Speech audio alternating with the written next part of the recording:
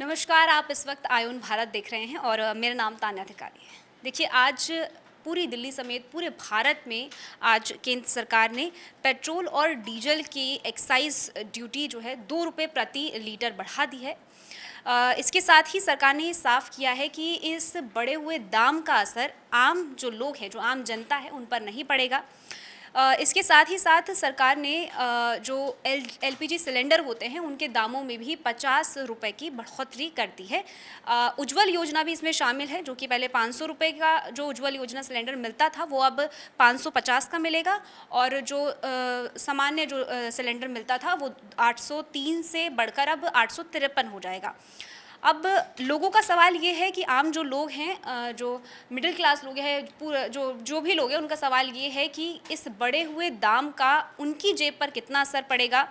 इससे जो है ये लोगों के मन में एक बड़ा सवाल है। आज हम न्यूज़ रूम में हैं, तो चलिए जानते हैं कि ये सरकार का क्या फ़ैसला आया है और इससे असल में जो आम जनता है उस पर कितना असर पड़ेगा। श्रेयस, अगर हम बात करें तो आज जो ये बढ़ा हुआ दाम आए हैं, चाहे वो सिलेंडर पर हो, चाहे वो पेट्रोल डीजल पर हो, इसका जनता पर कितना असर पड़ेगा? देखिए, आज गज़ब का ही दिन है पूरे देश के लिए ही। सुबह से ही जनता को जो है वो थोड़ी मार तो झेलनी पड़ रही है। अभी हमने स्टॉक मार्केट पे भी आपको कवरेज बताई थी कि 20 लाख करोड़ रुपए डूब गए पहले।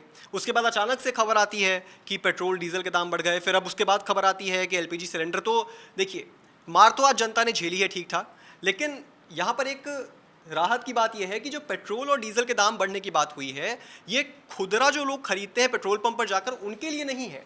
तो ये सिर्फ उन लोगों के लिए है जो कंपनीज हैं, जो सरकार को एक्साइज ड्यूटी देती हैं, उनके ₹2 बढ़ाए गए हैं और ये 8 अप्रैल यानी कल से ये लागू हो जाएगा।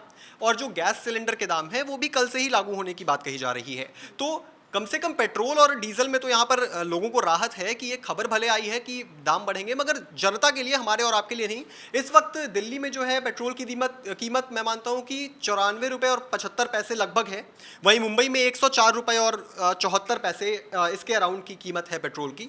तो कम से कम इतनी सी राहत है कि भाई ये जो खबर आई है ये हमारे और आपके लिए नहीं है, ये कंपनी वालों के लिए है। हालांकि एलपीजी सिलेंडर के जो दाम बढ़े हैं इस पर ज़रूर जनता को थोड़ी सी मार पड़ी है। हालांकि इस वक्त पूरे वर्ल्ड में जहां हम देख रहे हैं कि हाहाकार मचा हुआ है, प्रॉपर एक हाहाकार शब्द का इस्तेमाल करना बहुत बड़ी बात ज़रूर होगी यहाँ पर, क्योंकि जिस तरीके से हमने आज सुबह सुबह देखा 20 लाख करोड़ रुपए क्रैश हो गए स्टॉक मार्केट में। मतलब हम और आप घर पर बैठ करके भले ये चीज़ सोच सकते हैं कि अच्छा पैसे डूब गए ठीक है, लेकिन जिनके डूबे हैं उनको पता है कि उनकी पूरी ज़िंदगी कमाई डूब गई। एक क्षण में 5 मिनट के अंदर ही पूरी की पूरी कमाई उनकी डूब गई। तो ये उनके लिए बहुत दुख की बात है और स्ट्रांग रहने की भी बात है। उसके बाद जब ये खबर आती है कि एलपीजी सिलेंडर के दाम भी बढ़ गए, तो दोहरी मार तो जनता को झेलनी पड़ी है तान्या। दोहरी मार ज़रूर जनता को झेलनी पड़ी है, क्योंकि ₹50 एकदम से जो है बढ़ा दिए गए, क्योंकि ₹500 ऑलरेडी जो है दिल्ली में दाम थे इसके। लेकिन जो है बड़ी बढ़ोतरी हुई है। लेकिन राजकुमार सर जी, अगर हम ये देखें कि ये जो सरकार ने कदम उठाया है, क्या इसके पीछे आपको कारण लग रहा है? क्या जो अभी टैरिफ जो लागू हुआ था, जो बढ़ाया गया था ट्रंप के द्वारा, क्या इसके पीछे ये कारण है या फिर कारण कुछ और है? देखिए, सरकार ने मौका देख के चौका मारा है। गैस के दाम बढ़ाए हैं, इसमें कोई शक नहीं कि आम आदमी पे बोझ है। लेकिन एक तरह से देखा जाए तो ये बोझ भी नहीं है। पिछले साल अप्रैल में महिला दिवस के मौके पे ₹100 की कटौती की गई थी गैस के दाम में।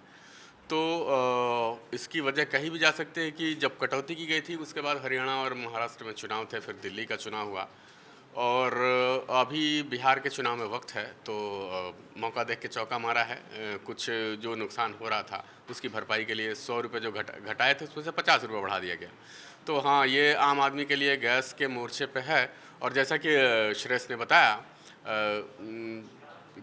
डीजल पेट्रोल के कीमतों में जो बढ़ोतरी हुई है, ₹2 जो लगाए गए हैं टैक्स, वो कंपनियों पे लगाए गए हैं। आम लोगों पे इसका कोई असर नहीं पड़ेगा। और एक तरह से देखा जाए तो कंपनियों पे भी कोई असर नहीं पड़ेगा, क्योंकि ये ऐसा वक्त है जो पिछले 7 दिनों में क्रूड ऑयल मतलब कच्चे तेल की कीमतों में 12% की गिरावट दर्ज की गई है।